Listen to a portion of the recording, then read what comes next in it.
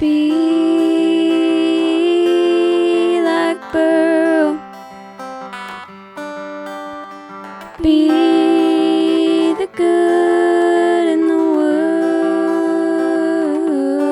Be like Berl. Hello, everyone. Welcome to our Be Like Berl podcast, where we interview teens and young adults about a tragedy, trial, or tribulation they dealt with as a child, and Jesus brought them through it by using folks in their lives who were being like Berl. We do have a disclaimer for today. Our guest has been through an incident that has yet to go through court, so it has not been adjudicated by court. And this is a story, this is his story that he has seen, and he will be telling it from his perspective as a 6-year-old child at the time. So that is our disclaimer. And we wanted to introduce our guest, but before I hand it over to Rachel, remember to like, subscribe, comment, and share. Rachel? All right. So today, our guest is Levi Anderson. Levi, go ahead. I know Jim said you were 6 when your life changed, but what year? Do you remember what year it was that the incident happened? 2018. 2018. Okay. So, real quick, what was life like for you before this life-changing incident? Pretty good, mainly because, well, when you're 6 and you're just enjoying life, that's really about it. I don't remember much. It's been a very long time. Right. So, do you remember before the incident, was your dad your hero? Oh, yes. Still is? Yeah. All right. So tell everybody why you're here today. What tragedy did you go through when you were 6 years old? When, as you said, when I was 6, I watched my dad get ran over by a car. Not the best experience. Right. And you were home and witnessed it. Yes. All right. And so ambulance came and picked him up. He goes to the hospital, right? What news do you guys find out that is literally the news that probably changed the life as you knew it? At the time, I didn't know it, but as I got older, I started to understand. But I heard his spinal cord's broken, and he is now in a hospital at a different state. And I thought, oh, that's going to suck. Right. And do you remember how long he was in the hospital? Maybe 6, 8 to 8 months. Right. And during that time, you guys were trying to get back and forth. I know Grandma and Grandpa brought y'all back and forth quite a bit, didn't they? Yes. And your parents were divorced at the time, right? Yes. Okay.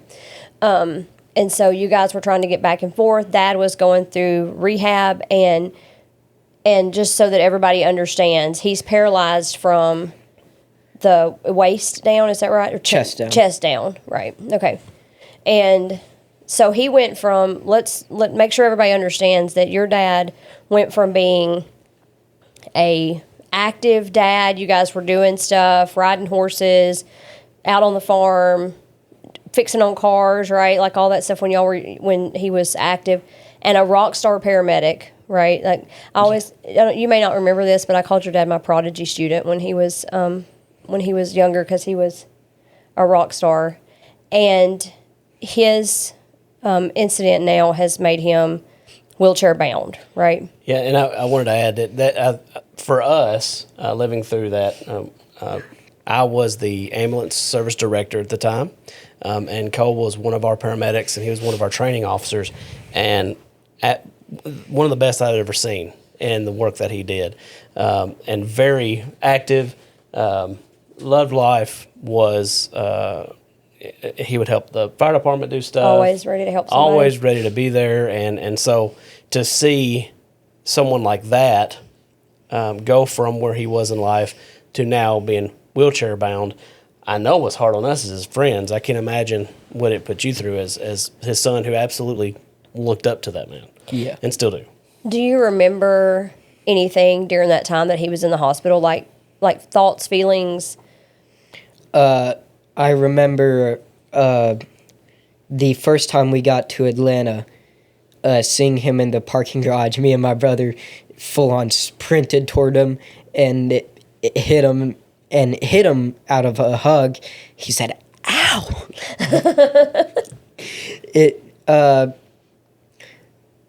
Sadness and happiness. When we heard that he woke up, we were so happy. Right. And the life-changingness at 6 years old, you probably didn't grasp it immediately, right? But like when you pulled up here today, I noticed you jumped out. You were getting your dad's wheelchair out of the car. And that's life for you now, right? Yes. I'm sure that you are probably one of his biggest helpers, aren't you? I would say so. And you have a little brother. Is Yes. he as helpful as you are? Or is this kind of your job? He's pretty helpful. Good. So he's in the hospital 6 to 8 months. And where did he come home to? Was he able to come home to you guys? Hang on and give me a minute to think on that. Okay, so I'm going off of mainly the very little that I remember. He came home to the person that ran him over. Okay. And then eventually he ended up going to Pops and Gigi's. Okay. So your family dynamic changed during all this too. Your family dynamic is probably changing as well, because then your dad goes through a divorce from this person, right? Yes. And so, do you remember at any point thinking like, I mean, I know you're 6, but like what is, like, were you like, just what is going on? Like, were there so much that you just didn't understand? I grasped most of it all up until the medical confusing stuff. Yeah. And then the older I got, the more I got, hey, his spinal cord's broken, it's not looking good. He won't die, but it's looking like he's not going to walk again. Right. Do you remember how old you were, or when you first realized that? Because that had to be the hard part. Like when you would see him, especially when you see him for the first time after the incident, you were like, "Oh, Dad's good. He's awake." And so probably thinking, I would imagine, well, he'll get better. He'll stand up. He'll get out of the wheelchair. He just He's needs so to tough. get, yeah. I mean, and he just needs to get better. Do you remember that time you were just talking about where you were like, oh man, Dad, he'll be in a wheelchair for the rest of his life. He'll never get out of it. I would say that would have been the time that he got one of the wheelchairs that are not automatic that you have to push, and I thought, oh, this is serious. He's bringing something home that's actually a necessity and not just all right, it's there. Yeah. How old? So what it about? So you were still 6, 7, like in the time frame when he's back with Papa and Gigi, and you guys are getting to hang out there with him. And I can't imagine like what you guys were going through, but was there some anger involved? And I know there had to be a lot of emotions in your house at that point. I would say so. Well, if a family goes through something like that, there's bound to be emotions such as anger, sadness, joy, and a bunch of other things. What about during that time?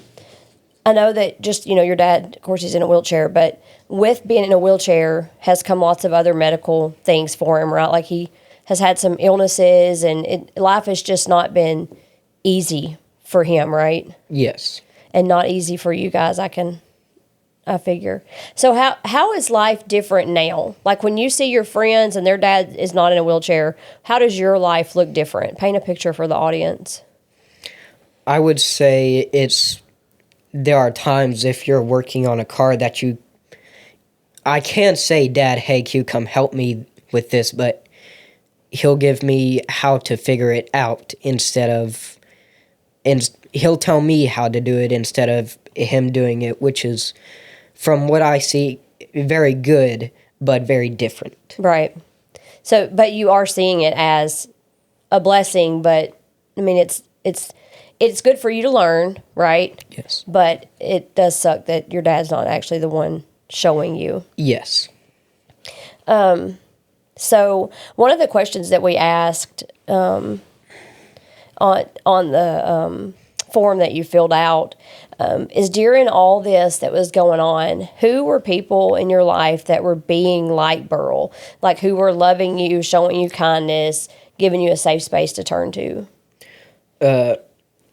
I would say the whole family, Pops, Gigi, Mom, Dad, Aunt Lori, everyone. From what I remember, other than the other end of the incident, there was not someone that said, "Ha, at least my dad's not in a wheelchair." Right. You said your mom. I'm glad you brought that up. One of the things that Miss Rachel and I admired about the situation was, Jessica, your mom was awesome. I mean, and that her and your dad are still close. They were able to communicate and talk. And she made sure the boys got to see. Right, and I do want to clarify too that Mom was not part of the family during the incident. She was not, yeah. Mom and Dad, Levi's mom and dad had divorced, and then there was another marriage that came in after that. Yes. But during all that time, after all of that, Mom was awesome. She was there. She was making sure that her and your dad were communicating and talking to make sure you boys got everything that you guys needed. So I wanted to say I admired that about both Jessica and Cole, how they were able to work together. So tell me about, I know you bring up Gigi a lot, Gigi and Pops. Is that where your dad, is that where he lives? Yes, currently. Yeah. And so do you see Gigi and Pops as people who are just, tell me about Gigi and Pops, because I know how I see your Gigi and Pops, and so you tell me how you see them. They are both extremely hardworking and loving towards their family. Yeah. And they changed their life, right, when your dad's accident happened. Yes. I mean, your dad didn't live there, so their life completely changed. And I have never heard them complain. Have you ever heard them complain? I mean, they might fuss at your dad some, but yeah. But I haven't heard them complaining. I've heard them being mad not at Dad, but at the current situation that they're in. Right. All right, and then one of the things that we asked you was on the podcast, what are some words of encouragement or wisdom that you might want to say to folks listening to help them cope with a similar situation? Whatever you do, don't lock it in a box. Talk to someone, even if talk to God, send a prayer, anything. Just don't lock it up. Who did you find solace in talking to? God and my family. Let's go back just a little bit. Can you, especially when you start remembering, what was it like in his recovery process? Like, how did you and your little brother help him to recover and get better? One of the things that I remember most and that I despised was at our old house. There was this big 20-foot ramp that was at maybe about 60-degree incline. I had to push him up that every time he came home. I hated it. Yeah, he wasn't light, was he? No, he wasn't. And then you add equipment on top of that. Yes. So a lot of just getting him from point A to point B was during his recovery was really what he didn't want anything else. And now he's stubborn and doesn't want anybody to help him. Lead us through a day in the life of being with your dad right now. On a non-busy day, everybody usually gets up, goes downstairs, does school, done. We go and eat lunch. Dad would usually call us down to work on this car that we have, very nice car.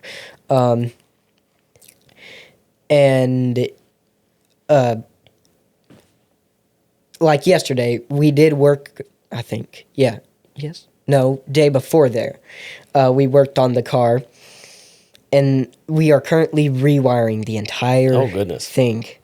Wiring, harness, everything. And I needed to get this wire on the starter. This starter hasn't been taken off since well, yes, it has been taken off. I had to take it off. But it not easy. But it is easy at the same time. You learn to get used to it. So, is your dad fairly self-sufficient now, or do you and your brother have to? Are you constantly having to engage in some type of action or activity to I would not get daily living stuff done?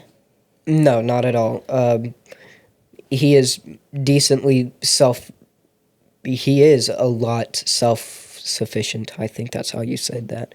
And it ended up where he has been able to learn to drive, work on certain things on a car, and transfer out of a car, and a whole bunch of things without our help.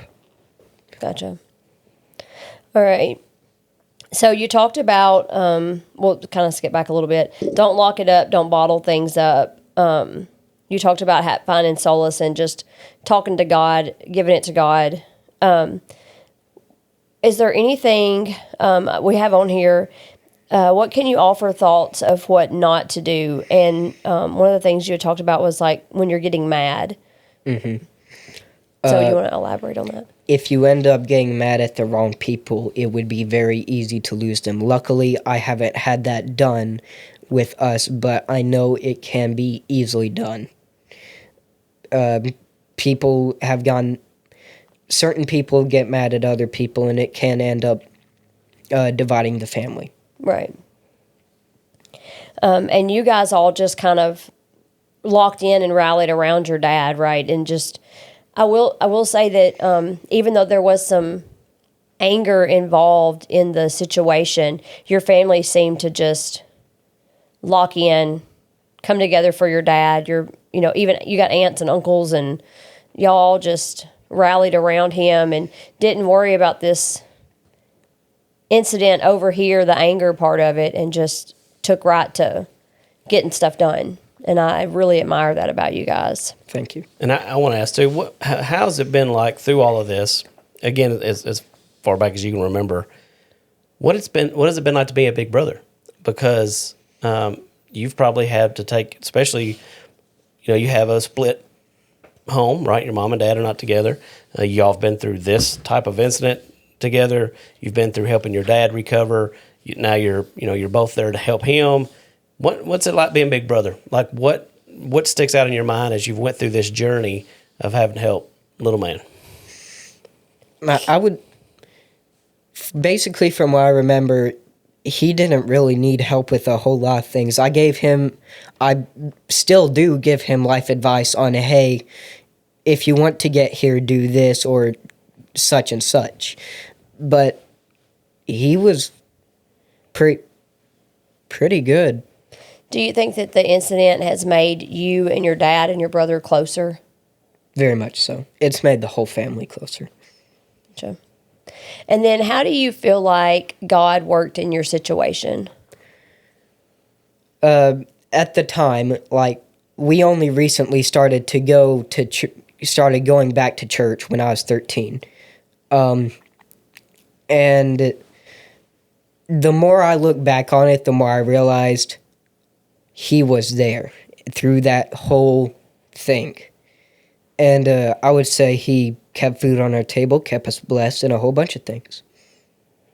And I see you getting choked up, and I love that about that you're so emotional about how God worked in your life, and you were young and you didn't see it, and now you see it. And I'm going to try not to cry because it's so precious to see you. You and me both. To see you realize how God worked in your situation. Because you and your family could have very much took this tragedy and said, well, God, let my dad be paralyzed. And we both know that God didn't do that to your dad. Yes, but for a while there, I was mad at God. One of my favorite songs, Everybody Talks to God. One of the things in it is you can thank him, you can blame him. Either way, you're going to face him. And I'd say that's kind of what I live by. But I've came to peace. I love that. How old were you when you discovered this song and that kind of has just become your motto? About 10. Yeah. Can you remember times when you were talking about being angry at God? Did you talk to him in a mean way during that time? Why have you done this to him? It's all your fault. Sure. Just stuff like that. Don't ever feel guilty about that. Because number one, that's understandable. We're humans. That happens. But as soon as you ask God to forgive you, it was forgotten. Yes. I can see when you talk about it, you have that level of, I can't believe I did this, that I was this angry with God. But he absolutely understands. And so for you to be able to go, I always want you to be, even in those moments, be able to go, but I'm good. I'm free of that guilt. Yeah. And your dad said you had recently even talked about it at a church, maybe a minister Wednesday night or something, a devotion or something. A Thursday night Bible study.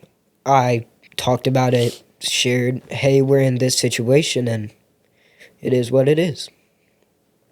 And did you find encouragement there? And did it help you to tell other people about it in a setting like that? Very much so. I think going to church has helped us all. Yeah. Do you want to plug where you go to church at? Crossroads Cowboy Church in Bon Aqua. Okay. Has there been anybody there, and you don't have to name names, you just want to say like what the person does at the church, but has there been people that at the church that were being like Berl that helped you, especially in because you just literally, bud, you have talked about a transition that adults have to go through of hating God and being upset with God and wondering why God did this, to all of a sudden having that realization that, oh my goodness, no, God has helped us through this. That's something that adults have went through. And so you're doing it at such a young age. Was there people at the church that helped you with that during that time? I wouldn't say one person individually, but the whole church. Wow.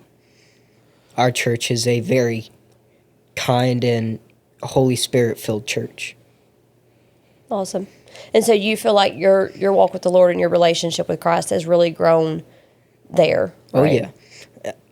I recently got baptized, and Congratulations. thank you.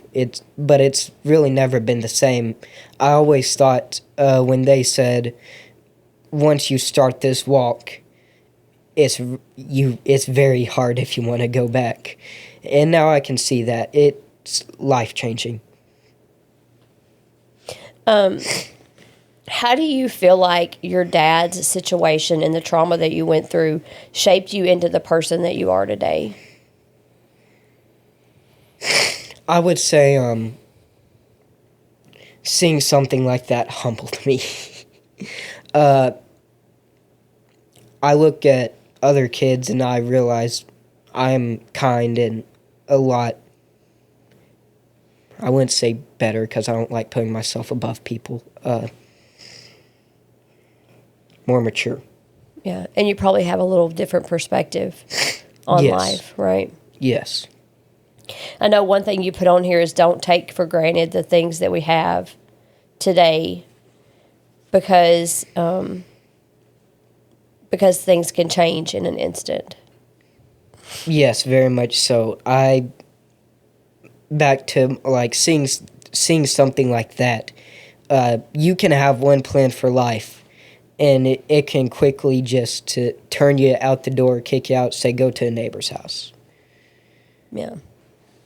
You know, it's funny that you're who we are interviewing today in particular, because of the service that we had at church today was all about when you become a Christian, as one part of it is working on yourself to become better than what we are, is turning from our sinful life and repenting. And then but the second part of that is telling others about Jesus. And a lot of times that just comes naturally because of the joy that you have. But I'm going to tell you, I can see it in you, and you have such a powerful testimony. To be able to tell people what you've been through, and to tell them how Jesus brought you through that. And I want you to be proud of that, and cling to that, because Jesus is really working with you right now. One of my favorite Bible verses is one of the most common, John 3:16. For God so loved the world that he gave his one and only begotten Son, so that no one should die, but no one shall perish, but have everlasting life. That really stuck with me. You would think after seeing something like that, you would have to have something to comfort you. It would be God's word.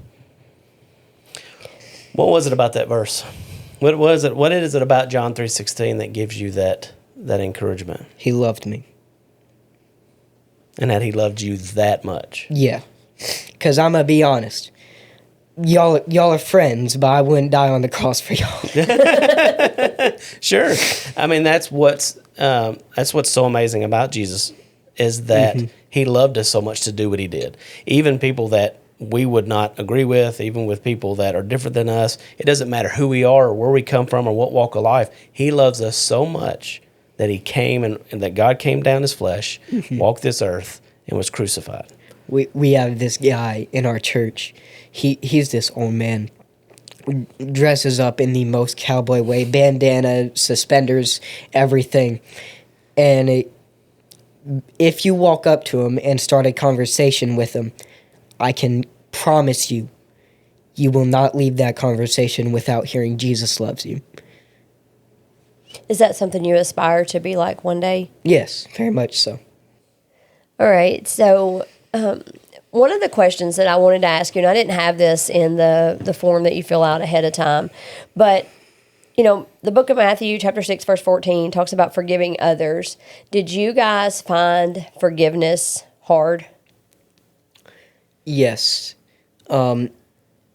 Still find it hard. There's this movie called The Shack. I don't know if you've ever watched it, but it's this man's daughter ends up getting killed, and he's mad at God. If God loves his children so much, why would he let that happen to my little girl?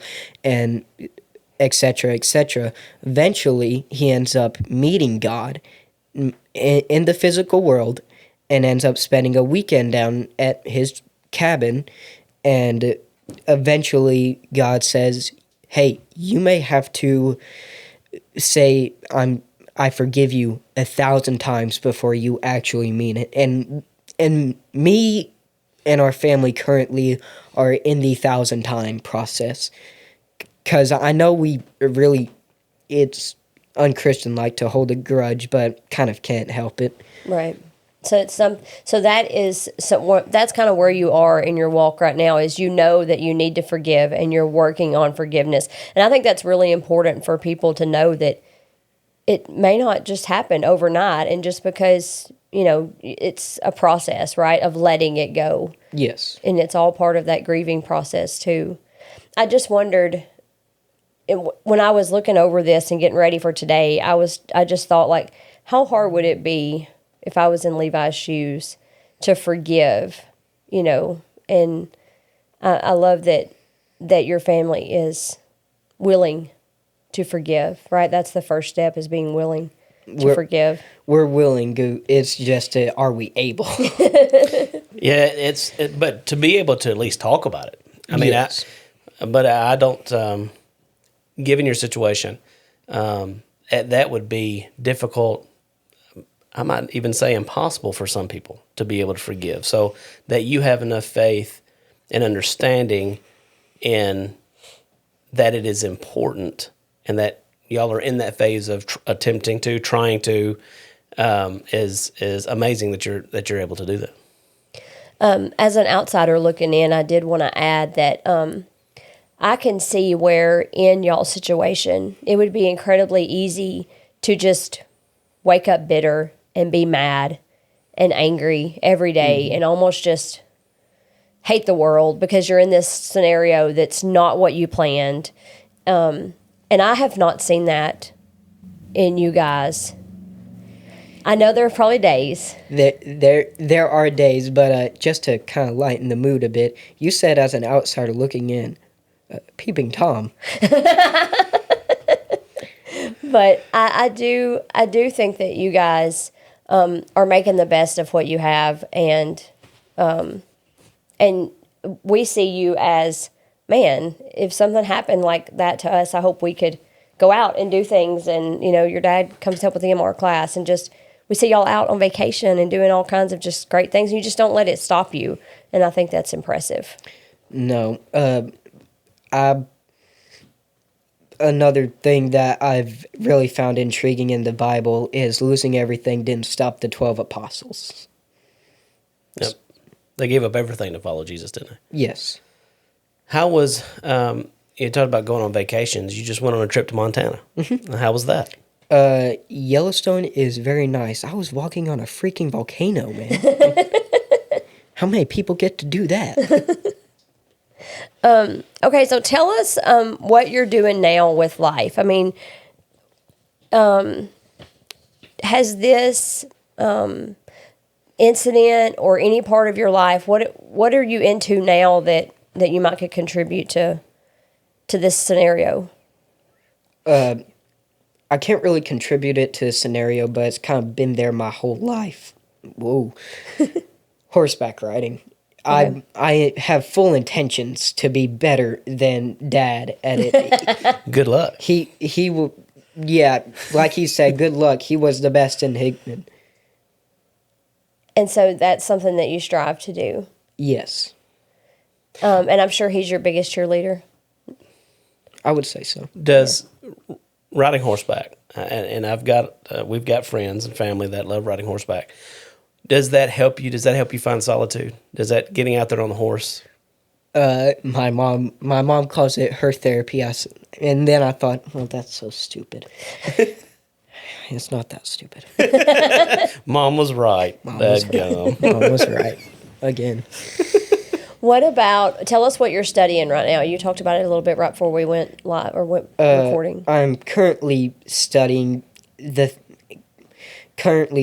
theology, not any real part of it, just other parts of Christianity, such as apologetics, stuff like that. And that was inspired just recently with your being baptized and everything. Mm-hmm. And you're studying that through homeschool because you are homeschooled, right? Yes. And one of the things that the audience may not know is you're homeschooled, and Dad he's your primary educator, right? Yes. Well, it's because Cole was a nerd. Big time nerd. I mean, but he could memorize anything. But I remember, But he always made me so mad because he would say, "Oh, it's on like page 16, halfway of the down." EMR book. So for the audience that don't know, Rachel would teach EMR class, and then it was Cole's instructor when he worked back many years ago, and he could memorize pages and know what page. Now, can you do that? I wish I had a photographic memory. No. Can Gage do that? No. I mean, no. Especially not Gage. I have a very thin chance to do it. Every now and again, it will be a miracle. Thank Jesus. Do you studying apologetics and studying Christianity and theology? Do you hope to preach one day? Mm-hmm. Actually, interesting story about that. This morning at church, there's a lot of people at church that don't know I am very, very knowledgeable. I wouldn't say very, very, but I'd say decently knowledgeable about the Bible. And I ended up giving some advice, and then there's like these girls over here, there's a guy over here, and then the teacher all says almost at the same time, not quite, it would have been cooler if it was at the same time, but they said, you should be a preacher. Because with all the oh, the second coming of Christ is coming up at any date now. There's a verse in the Bible that says, and it can make it all simple if people would just listen. Nobody will know the day or the hour but the Father. Not even the angels in heaven will know. And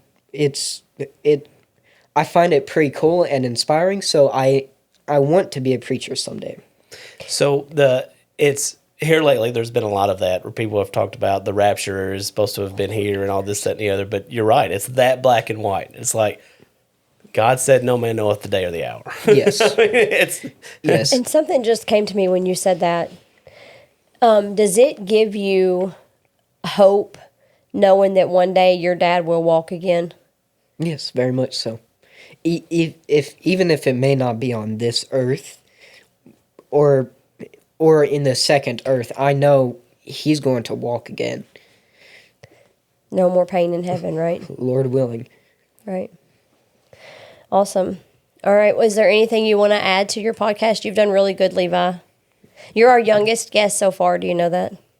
Yes, I do actually. 14? 14. 14. Yeah. Wow. I know. You don't act like it. You are very mature, baby. I've been told that a lot of the people at church have told me that. Just I think it's pretty cool. And I'm sure you're right about your situation has matured you, beyond your years. Yes. All right. Do you want to close this up, Mr. Jim? Let me give you the little thing here to here. You got this. I have to look. I can't never remember all the words. I will say while he's looking that up, though, that the Christmas book, by the time this airs, the Christmas book will have been out, and we will actually probably be working on the book that hopefully will release in the spring. And so if you didn't get to get your Christmas book, you can check it out at burlsqueever.com. Yep. All right. Is that it? Yes. All right, guys. So that'll do it for today's podcast. Thank you so much for being with us, Levi. Your story is very inspirational, and we're so proud of you and where God is bringing you. I do hope to see you one day preaching and being up there and testifying. Yes, and we'll be there. Leading others to Christ. We will be there. We do look forward to our next episode. Of course, a reminder, it airs every other Wednesday. Remember that our Be Like Berl podcast is inspired by our book character, Berl Squeever. You can get his books by logging on to our website, burlsqueever.com, and click the purchase link up top. Everyone remember to stay safe, be like Berl, follow Jesus, and God bless.